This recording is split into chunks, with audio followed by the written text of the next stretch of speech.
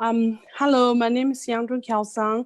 I'm one of the board member of ADMA, and it is my great pleasure to be back to host our second Tibetan Medicine 101, focusing on our youth program. So today we have a 1-hour program, and we're going to do a short, brief introduction to ADMA while we're doing this specific program webinar.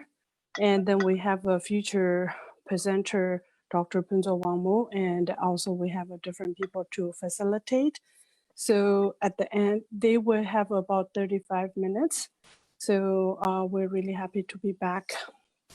So I'd like to share with you the motivation why we want to do this, because a lot of time Tibetan medicine is unaware in the West, although it has been practiced for many years in Asia, 1,000 years, especially Tibetan medicine as a one of the traditional medicine doesn't have a almost like a seat in the medical field, and we do not. A lot of younger generation, especially Tibetan young generations born in abroad, do not have a connection with this. So we want to build the bridge between the elder and youngers, but also to pass the tradition to the younger generations as a part of our preservation of ADMA. So ADMA's 3 main goals or missions are triple P, what I call,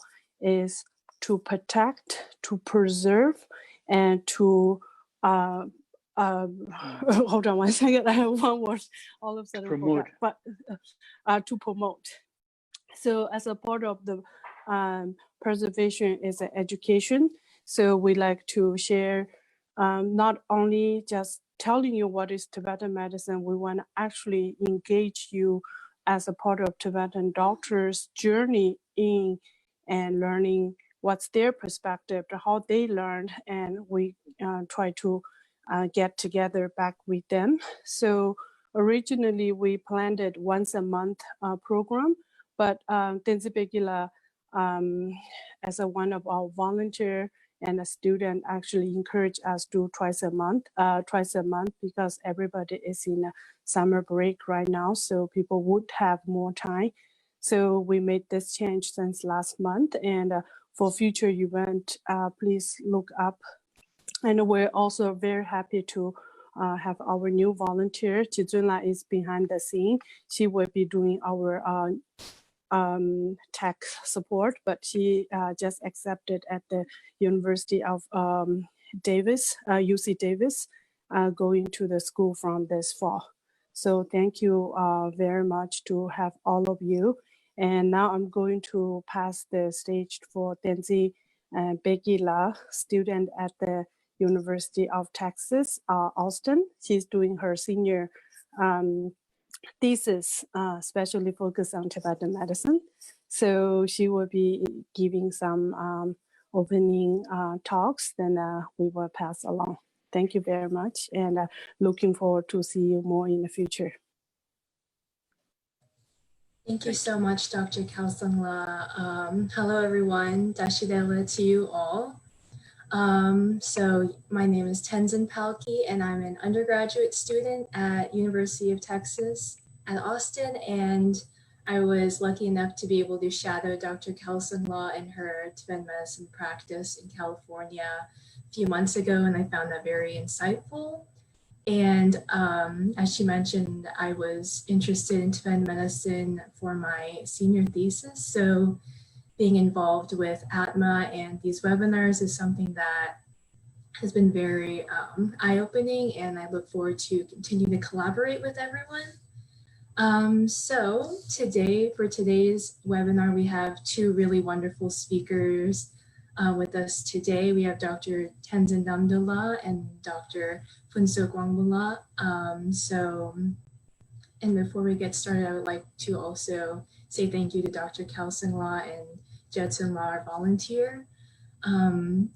So Dr. Tenzin Namdul is a Tibetan medicine physician and also medical anthropologist. He received his Tibetan medicine degree from Mendika in Dharamsala, India, and a PhD degree from Emory University. And he is a postdoctoral research fellow at the University of Minnesota, Division of Epidemiology and Community Health at the School of Public Health, and also graduate faculty at the Bakken Center for Spirituality and Healing. And our other speaker is Dr. Phuntsog Wangmo, who earned her Tibetan medical degree from Lhasa University School of Traditional Medicine in 1988. After completing her 4 years of postgraduate clinical training under renowned Tibetan Dr. Khenpo Tena, she practiced Tibetan medicine and headed a collaborative health project in Eastern Tibet. Since moving to the United States, Phuntsog has also co-founded the American Tibetan Medical Association based in the US, and currently she teaches at the Chengsheng Institute in Massachusetts. So without further ado, I would love to hand over the stage to Dr. Namdul and Dr. Phuntsog to engage in an interactive conversation about their journeys to Tibetan medicine. Thank you. Thank you. So great. Thanks so much, Tenzin Pekila.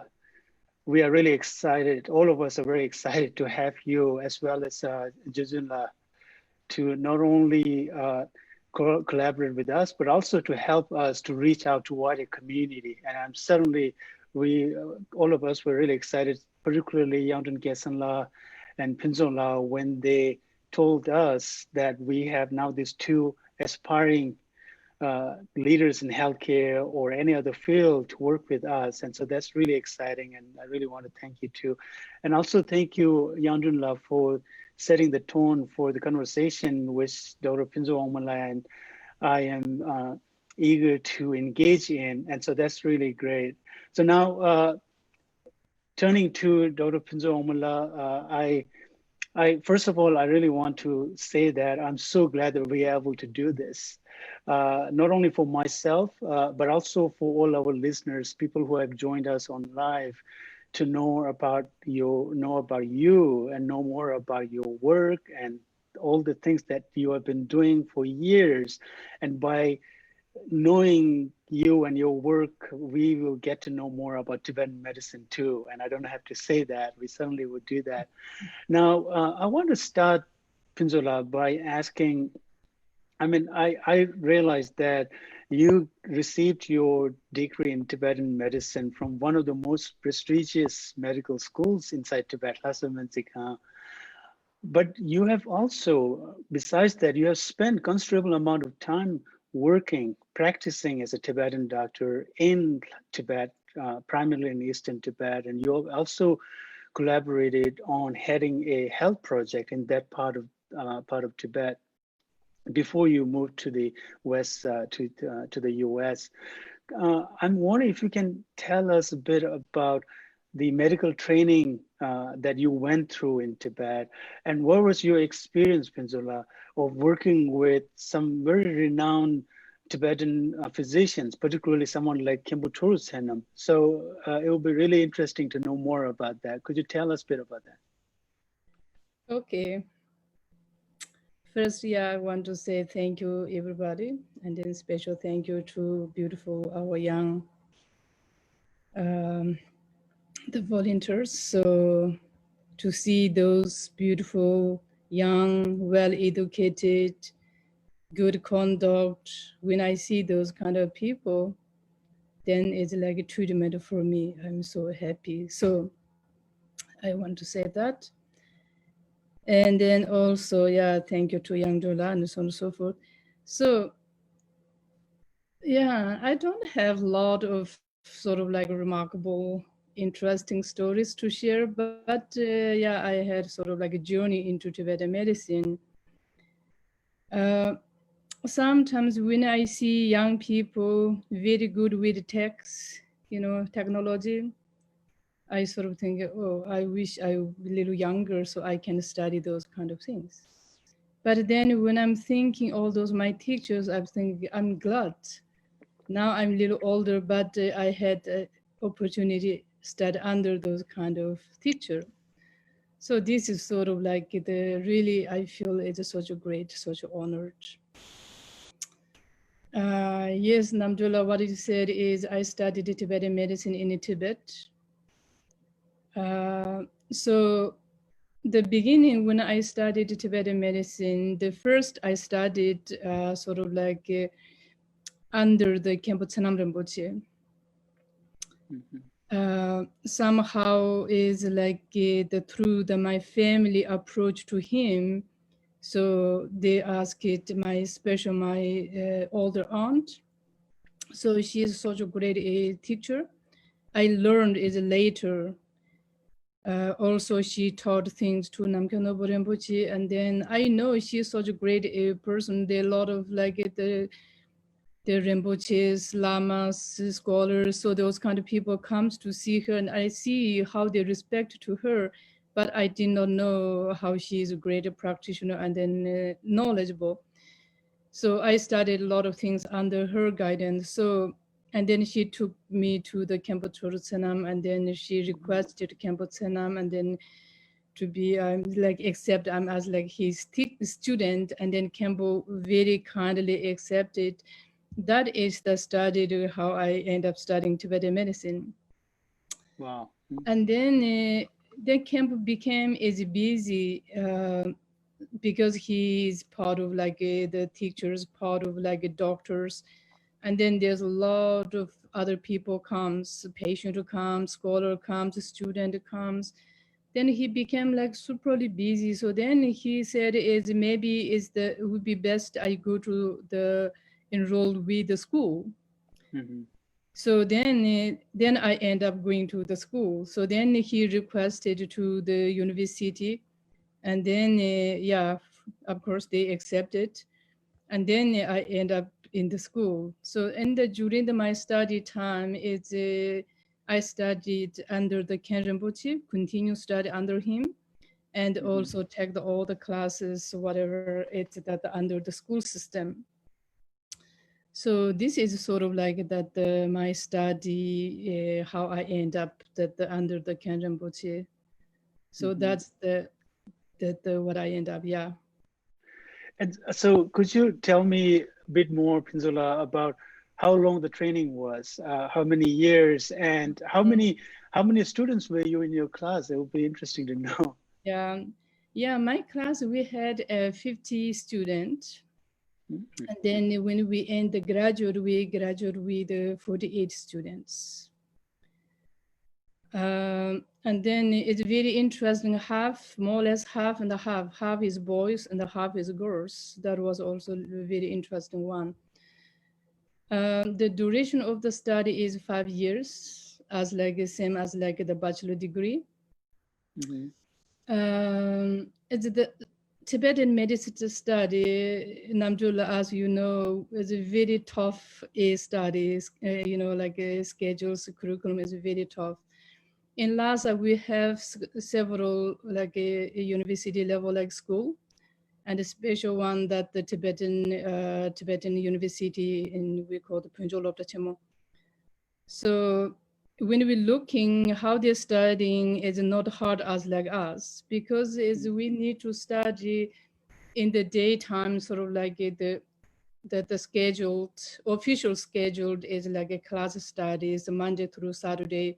Only Sunday is off, and then 9 to sort of like 12:30, and then 3 to 6 p.m.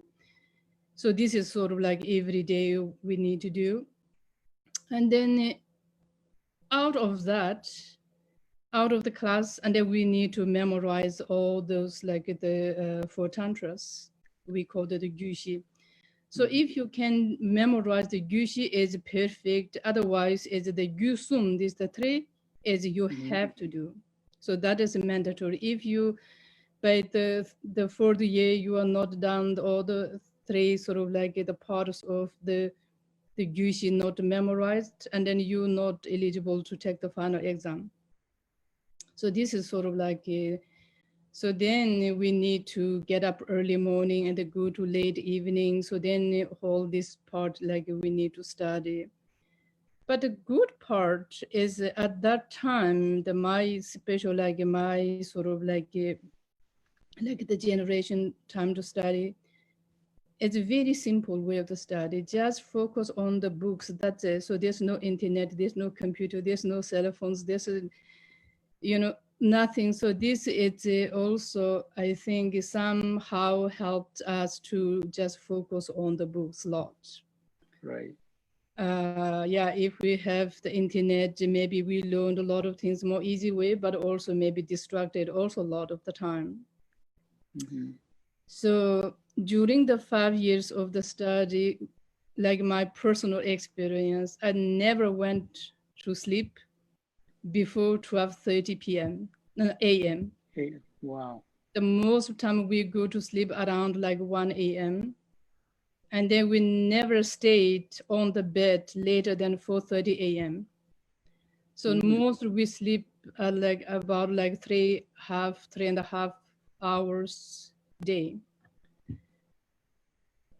So this is sort of like what we do is when we go to sleep, we just take off the shoes.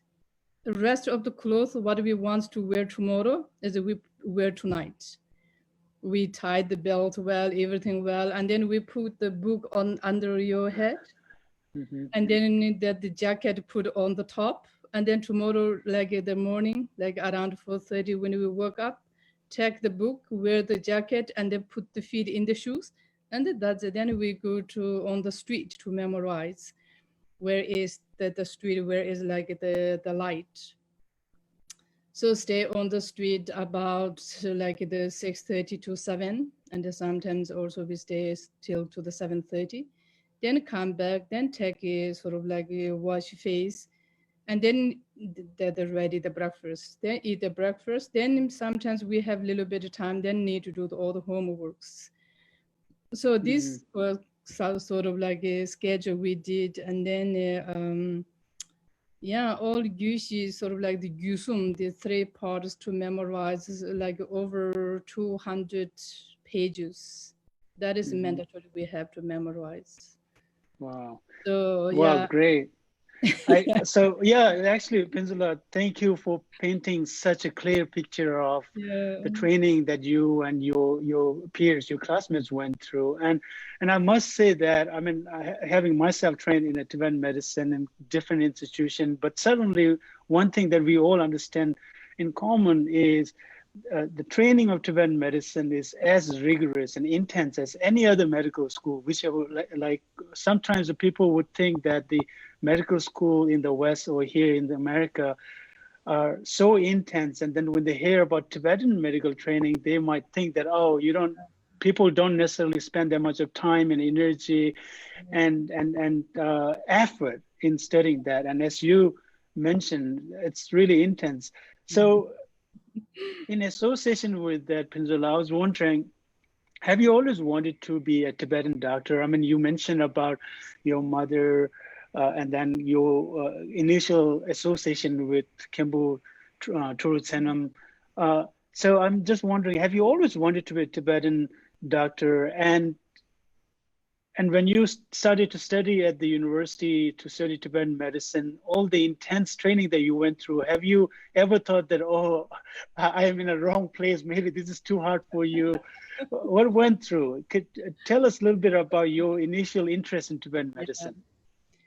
So when I was very small, the practice is I'm really interested. I never sort of like interested to have a regular sort of like the young people's life.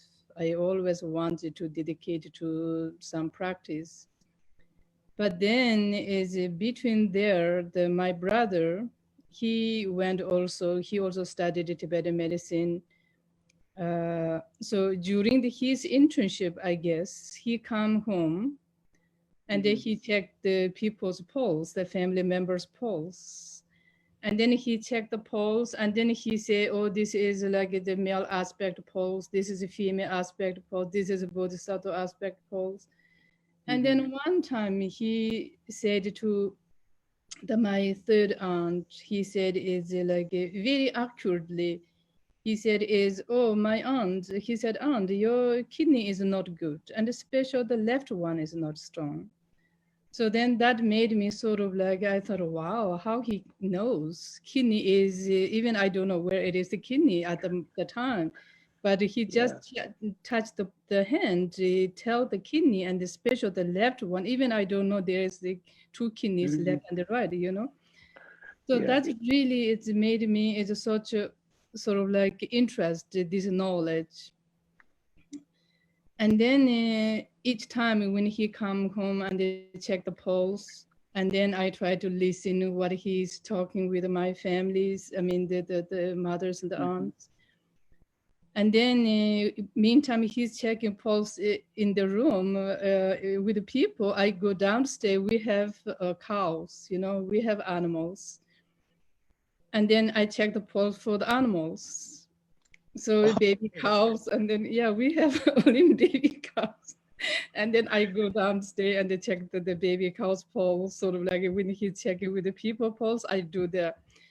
And then I try to also tell the animals what the organs doing. And then I try to pretending to give some herbs anyway need to feed with the grass, no? So then I try to pretend, oh, this is medicine for you, this one. Today you eat this one.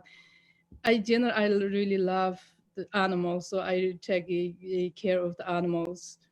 So how young you must be at that time? Sorry, I think at that time maybe I was 4 or 5. So this kind of, I was very small. Yeah, I mean I was pretty young.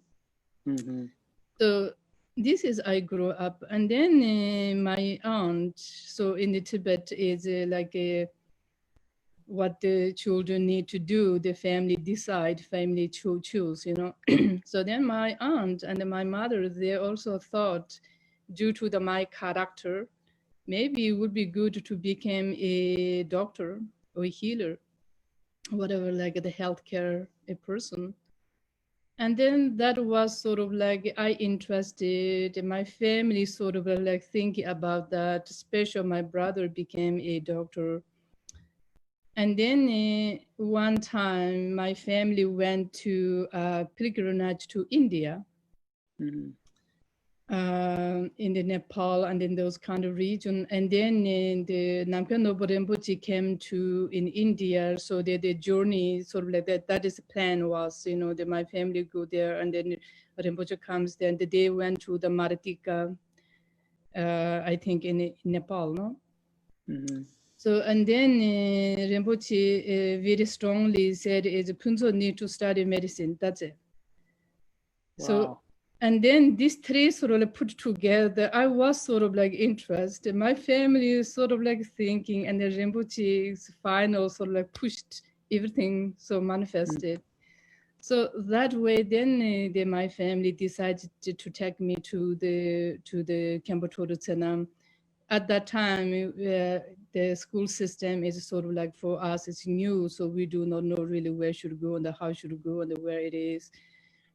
So that's sort of like then everything sort of like come up. So then when I was in the school, I had a very good memory. So to memorize was not an issue for me. Every 2 hours I can memorize 1 page. So morning 1 page, evening 1 page, you know, half page is morning, half page is evening. So one day I can down like 2, so like the 2 pages. So that wasn't such a difficult. And then meantime, also we study astrology, we studied the power, also we studied the grammar. So we studied many other things out of the school, like the curriculum studies. Also, we studied many things outside of the school under the Khenam Rinpoches, under the Khenpo Tsurim Gyaltsen Rinpoches. Also, we had one they call it like the Gyalop Sanyandra. So he was the tutor of the Satya Khoma Rinpoche. So also I studied under him. So, and then also we go to take the classes with the Chapachinle. So this kind of like, yeah, then we really try to engage into that. Then, so entire the study, I never went to watch a movie. I never went for a shopping.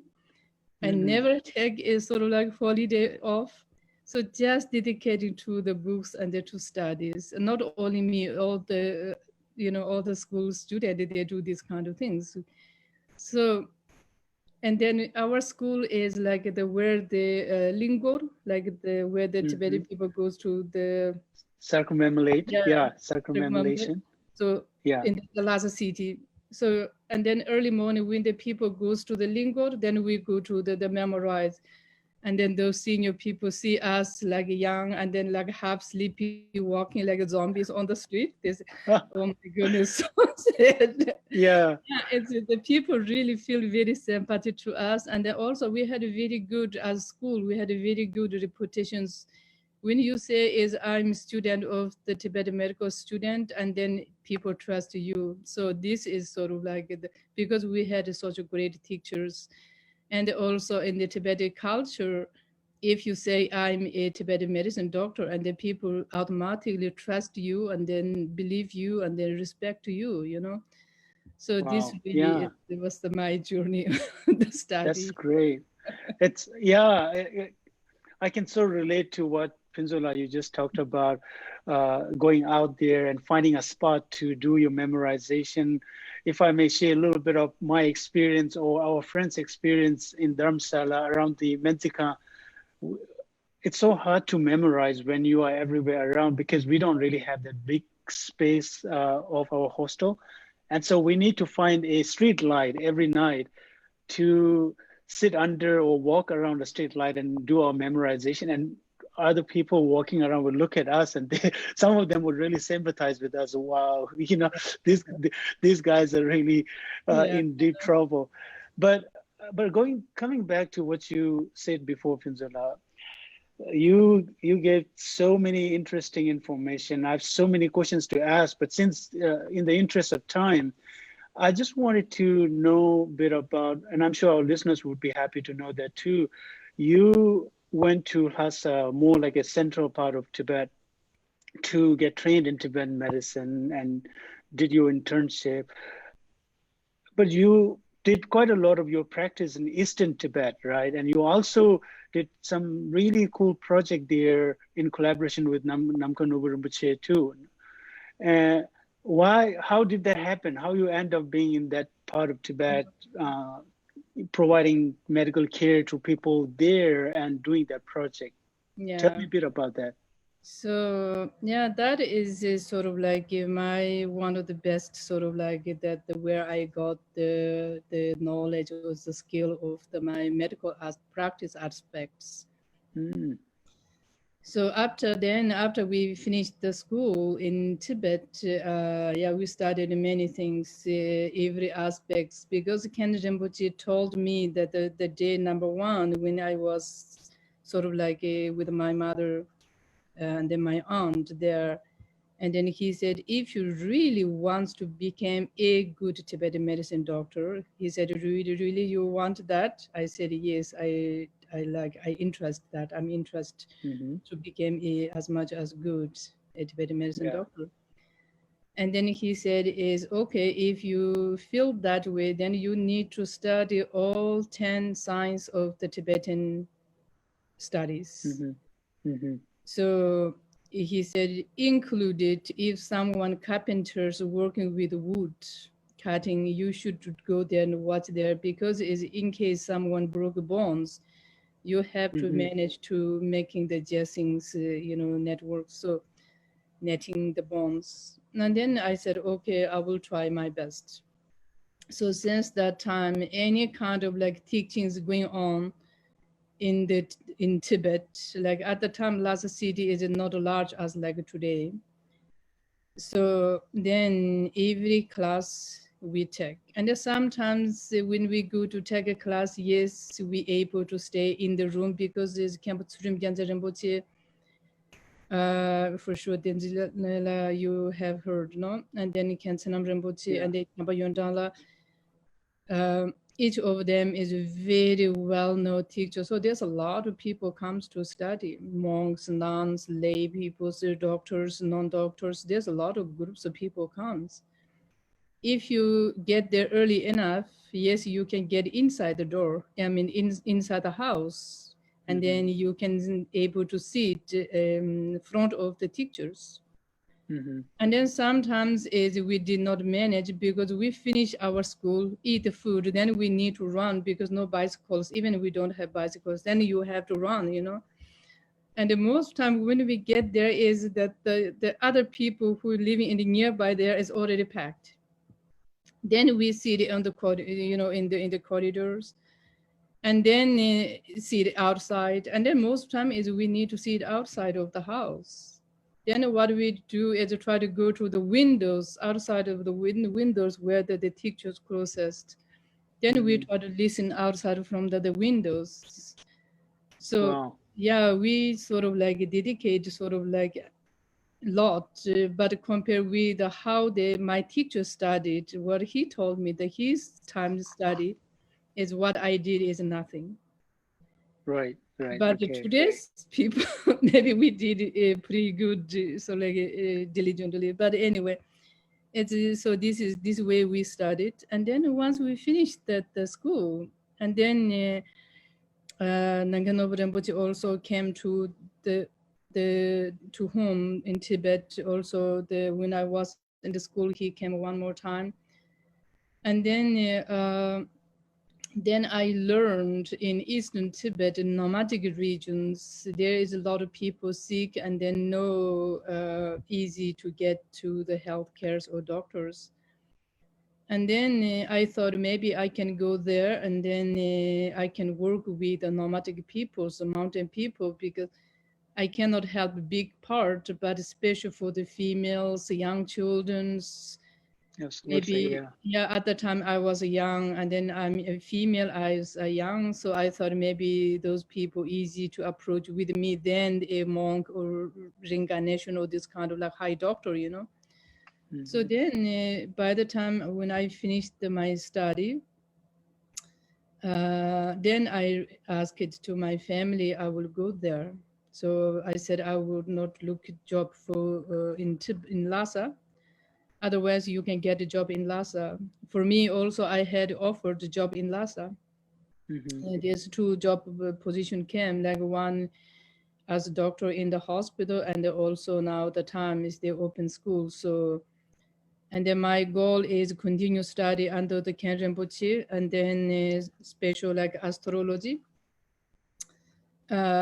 And then go to work in the Eastern Tibet. Then my family accepted because there's one special where my family came from.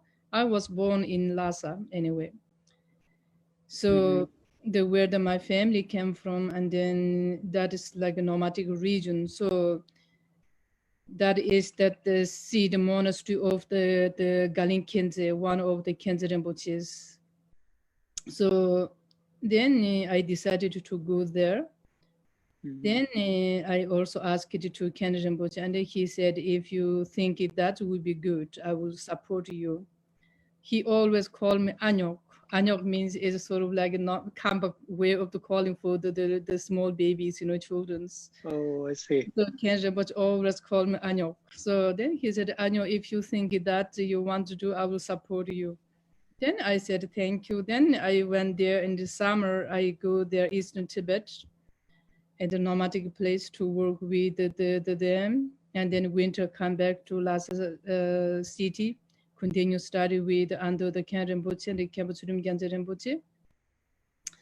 So I studied like the under the Khyentse Gyaltsen Rinpoche, I studied aspects of the Sakya tradition, and also like the Jungji, sort of like the astronomy, the astrology, and also other things. And then under the Khyentse I studied, continue with my medicine practice, and then astrology, like to make the calendars and so on and so forth, and then also the Gaju tradition things, and then also the other things, and also I follow other teachers.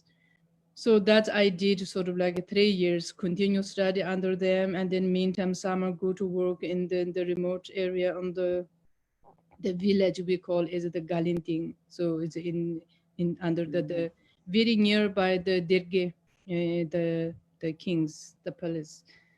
Mm-hmm. And then Nankanobu Rinpoche said, okay, you should come to Italy.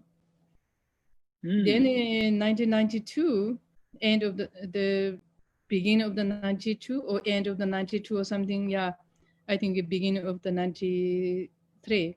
Then I end up Italy. And the meantime, also, I had an idea I want to go somewhere because is where I worked at the nomadic. There's a lot of people is the bone fractures, fell from the horse or kicked by the horse or this or that, like a lot of like trauma. Mm-hmm. And then special one young boy came and then he cut it from here to here, this kind of, kicked it by the horse somehow. Mm-hmm. And then he came to me, but I do not know how should deal with this one because I didn't study that aspect. Mm-hmm. And then we had one the nurse, the other Western medicine protocol, the nurse at a village, same our village, a lady. And then I said, go to ask her. And then she came, but she does not have any equipment. So then we decided there's one senior gentleman who's taking care of me. And then at the time I'm with my sister, now she's here with me. So we are together. So I went with my sister. So that senior gentleman who's taking care of me, he knows we can heat up the needles, like the for the sewing things. Mm-hmm. We can heat up in the fire, then sort of like sterilize, then we can use. Sterilize, yeah, right. Even I did not know these kind of things. I didn't learn.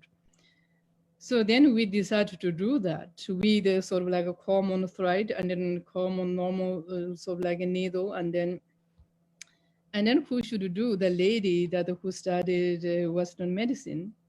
Mm-hmm. And then we all those kind of preparing, and it became like a dark, evening, like the dark. Then we don't have also electric power. So now lady wants to sewing, but her hand is sort of like shaking, plus is not clear. Then Mm-hmm. I thought maybe now we are getting worse. Maybe we put the needles on his eyes. So then maybe we causing him as like a blind. Right. But then, and as we two sort of like who studied medicine, not able to do, and then that the man who taking care of me, sort of like that, he said, okay, I will do it, because he knows how to do when the animal fracture things, and then he knows how to sew in that cloth or whatever, and then he did. Right. And then that really made me is so sort of like sad, because it's to look in these young boys. Boy is very brave. He didn't scream and nothing, just like raw, there's no medicine, Mm-hmm. nothing. We're sewing. But then is, of course, and all the stitch became very bad, and then going to remain with very bad scar. So then I really want to study something different than what I already know. And then in the meantime, Rinpoche invited me to go to in Italy. So then I said to the village, and then the village, we have very good sort of relationships, and they really Mm-hmm. love me, and I love them. And then in general, I'm not saying all the Tibetans good. Of course, no, some of us is not good. But as a majority, Tibetans are very honest, most of them, especially the nomadic people are very honest. The nomadic, I really love them, because the nomadic people's, I so like character, same as like the children's, very honest. So, and then I asked them, said, okay, I will go and I will study something to how to dressing the bones or how to stitch, give some stitch, I will return back. I promise you.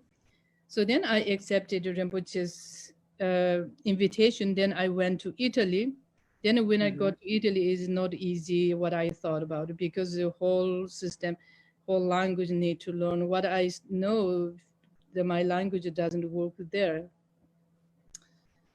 And then anyway, end of the day, I had an opportunity to go to in Germany, and then I met a doctor, and then he offered me, he said, whatever you need, I can help you.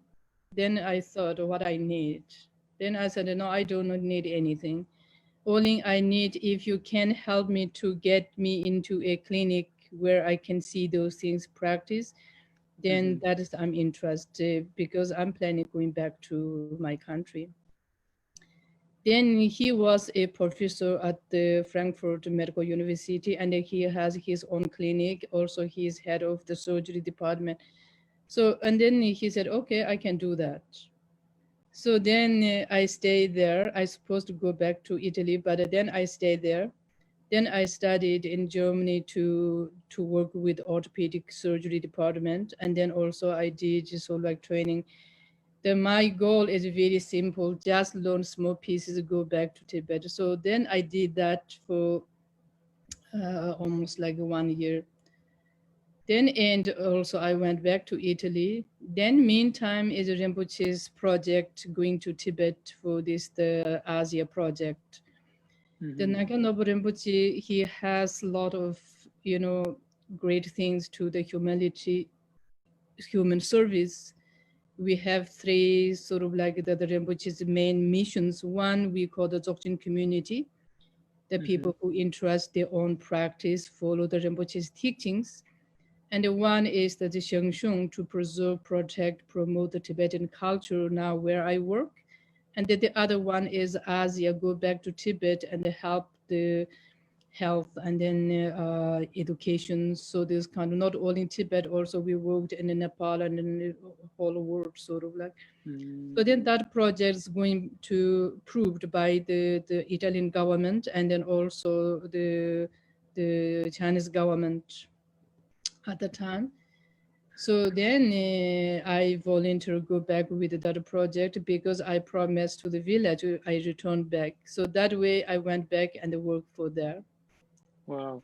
It's Let long. me, Phuntsog, yeah, no, thank you so much for sharing everything. It's so interesting. And again, as I said before, since we don't have much time, there are so many other interesting things that, Phuntsog, you have done over the years. And I'm sure listeners would like to know about those things too. So I just quickly want to, it's interesting because all the things that you are sharing with us, in Tibetan Buddhist culture, we have this Buddhist practitioners who goes from one place to another all the time, right? As you would sometimes mention as a vagabond. So you have been a vagabond doctor, and you, I would guess that you came to the US in early 2000. And one thing I really want you to share with us is, what one important thing along with your practice and teaching of Tibetan medicine you did here since you got to the US was, along with your very good friend and colleague, Dr. Yangdun Kelsang, you guys came together to start a organization called American Tibetan Medical Association, right? And I'm sure it must have taken lots of time for you guys to sit and talk and discuss and invest so much time and energy in it. Tell us a little bit about what made you guys spend so much time and energy to come up with this organization, and how it has evolved, or you have already started that now, how Atma is doing so far. Tell us a little bit about that. Thank you. Yeah, so you are right. When I'm thinking, I don't have nothing to share, but when I'm talking, then is the time is consumes a lot. Yeah, anyway. So yeah, I came to US 2001. I wasn't interested to go to West country to do something. My goal is to stay in the remote area and work there as much as what I can. But then Rinpoche said, okay, now you go to US because the Shengchu US wants to you be there. Then several times I said, no. But then he said, you can go there, and even you go to US, you can continue work with your culture and with your medicine. And that really made me sort of like think that too. Anyway, Rinpoche is my guru, so I need to listen what he say, what he wishes, what he wanted. I came to US. The first I thought stay only 1 year. And then 1 year when I came here, I did not know any English, completely zero English. So Wow. when I arrived to the Chicago airport, even I don't know how should say that the connect flight, how to take. So then first 1 year I end up going to the study English. Not so much things happened because when I was in Italy, it's different because 10 years earlier.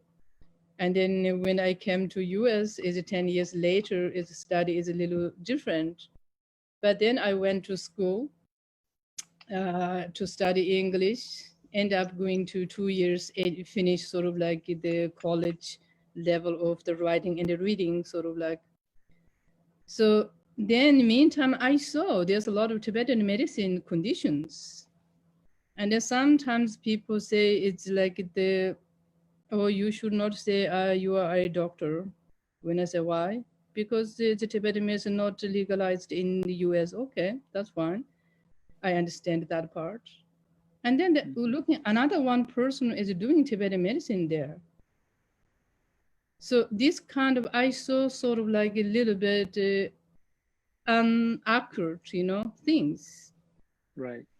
And then, so this kind of reason, then when I'm looking to the general observing things, the general people in the US, the Western people, they did not understand anything about the Tibetan medicines. So then I thought, okay, this is really, it's dangerous. Two way to dangerous to the people's life. This is one of the most important because Tibetan medicine do not have side effect. That also not true. If you do wrong, can damage is big problems. And then meantime is if someone do something strange things, that the name who get the Tibetan medicine get the names. And in the news report, they say it's a Tibetan medicine did, but they don't say is that person's name he or she did. So then at least we need to really make sure to protect the Tibetan medicine name because as all those great ancestors, they worked very hard onto this knowledge. We kept this knowledge is like in thousand years. As this belongs to a group of ethnicity, not a single one or two persons. So then we decided to make this Atma. Yeah, before that, then we thought is okay, the first thing we need to do is education centers to educate to the people, the local people, what is real Tibetan medicine, how looks like the real Tibetan medicine. So that I studied this school of the Shengshun. Then when I'm working with the Shengshun student, this room now, where am I, this room, then I'm talking with a student, and then they said, Gyanla, the not school is not enough because we need another one organization who fighting for the Tibetan medicine. Then I thought, okay, then we picked the name in this room with my student. And then Dendila, the Anasuya is one of our students, and then her daughter Mira is one of them. So then we had a good idea, so we should have one. Then I talked with my colleagues like Yang Jun, and then Dr. Kuncho Jensen, and then Dr. Yanga, so, and then also Timirabden. So then we, 5 of us, we agreed. And then we said, okay, first time we just stay with a Tibetan medicine practitioners because we have our goal. No business, no this, no that. We have our goal to achieve the goal. We stay with us. Then we collect our money. Then we try to, first we try to sign the sort of like the profit organization as the Atman. So we did that under the Massachusetts law. Then we proved that. Then as you know, today we have also 2 young, beautiful ladies here. This is also, and then I'm hoping more we have this kind of young, beautiful people comes. Because is why we're doing this one is like the whole point is not individual interest, also not only for the Tibetan medicine interest. Interest is a huge sort of like a culture the Tibetan medicine is like that one of the oldest healing system. Not only oldest healing system, but it's a very non-broken lineage life. There's many answers, I mean, the ancient healing system, but is today completely live. Is not so many of them.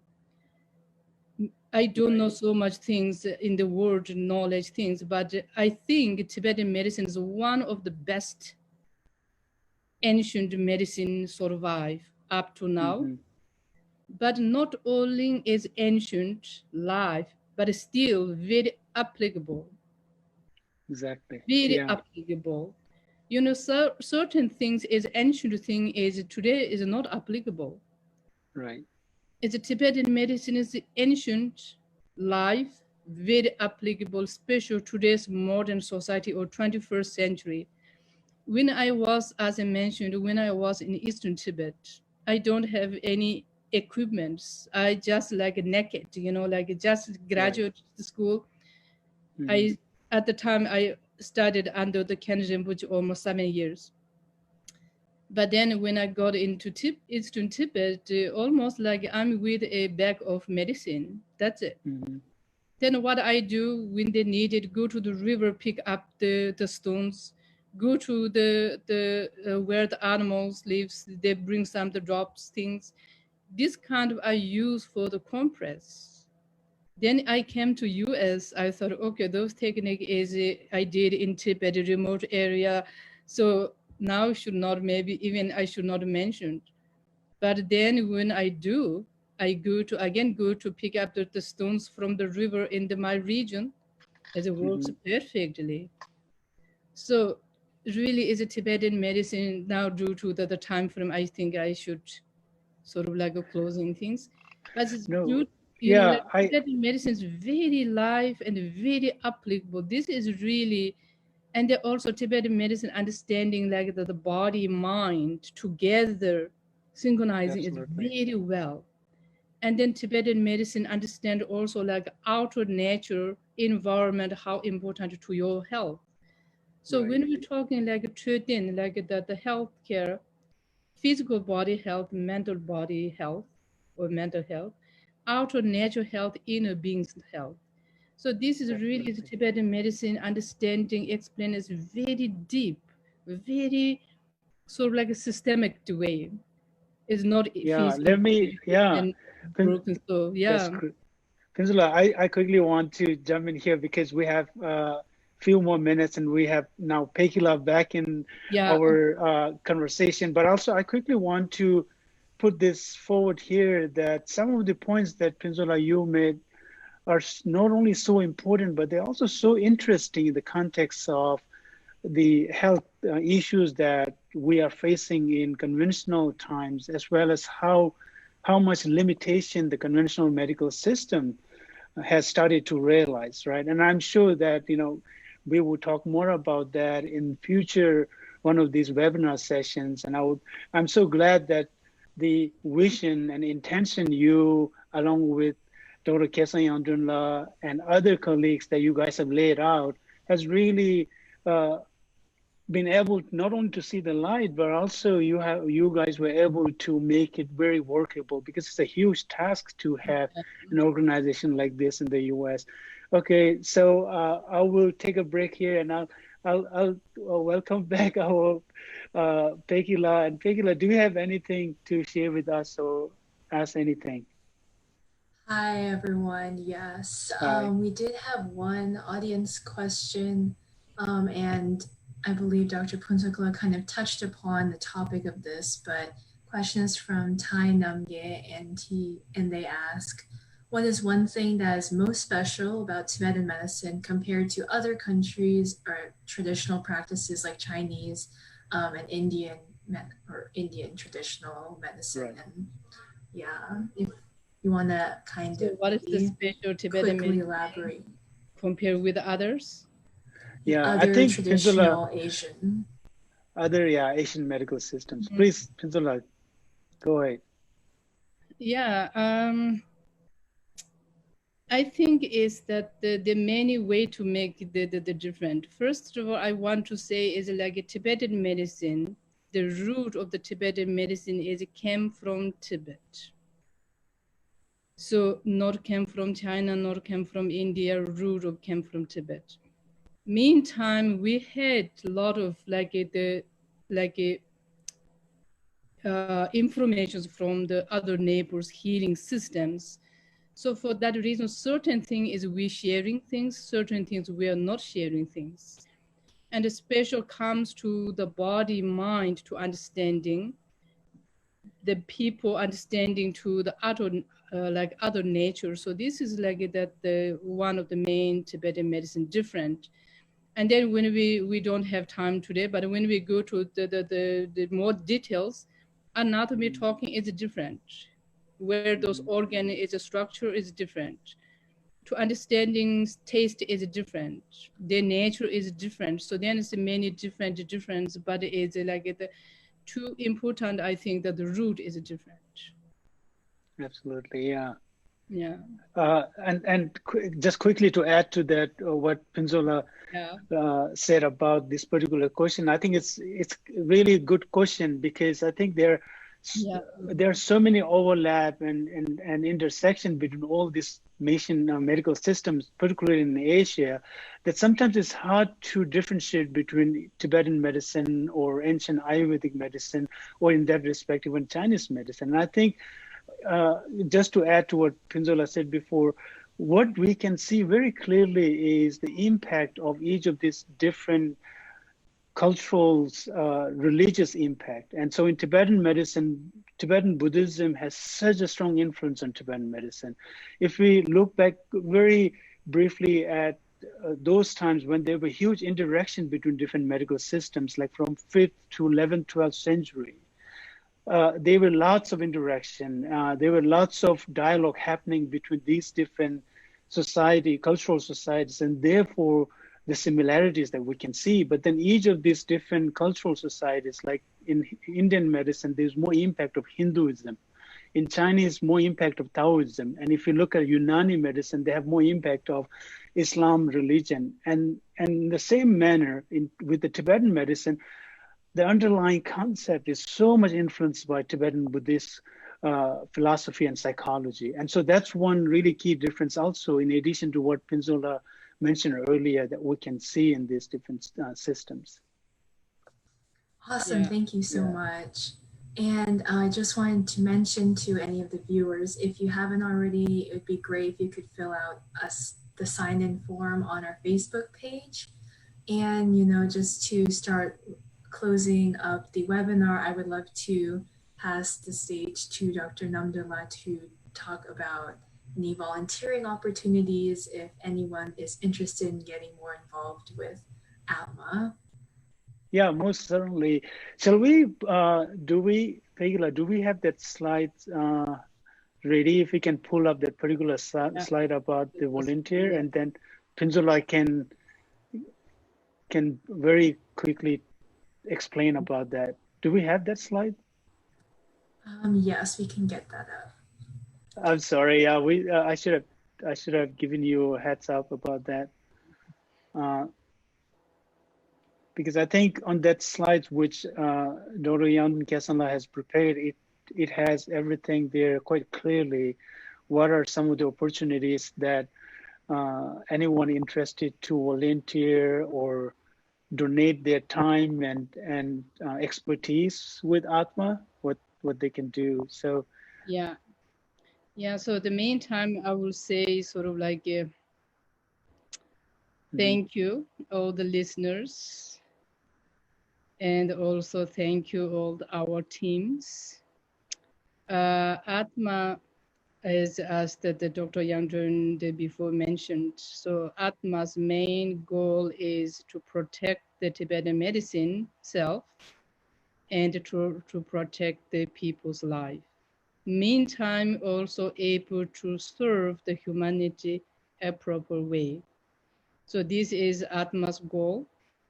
Also all our gurus, masters, ancestors, their goal as well as we as a follower of them. So we working on that. So we're trying our best. So when we're working, this one is like the Atma's job is sort of like a huge job. So we need more sort of like supporters, volunteers. So then later, Tenzin Namdul will explain to you what we needed. But the next webinar will be on the August 8th. So please welcome back to observe. And then also this like my telling my story is not important, but we want to, who we are. So who is Atma people? So if we thought if you know me better, then you know the Atma, who's the Atma. So that is the whole goals of doing that. So I want to say thank you for everybody. And then thank you for our teams. And then thank you for the listeners. Thank you, Pinzula. So, Pegila, I do have a slide here, but are we able to pull up that slide for viewers? Otherwise, I can certainly, I don't think I'm one of the co-hosts, so I can't really pull up that. But let me just, I will read it out from here, what I have on slide here.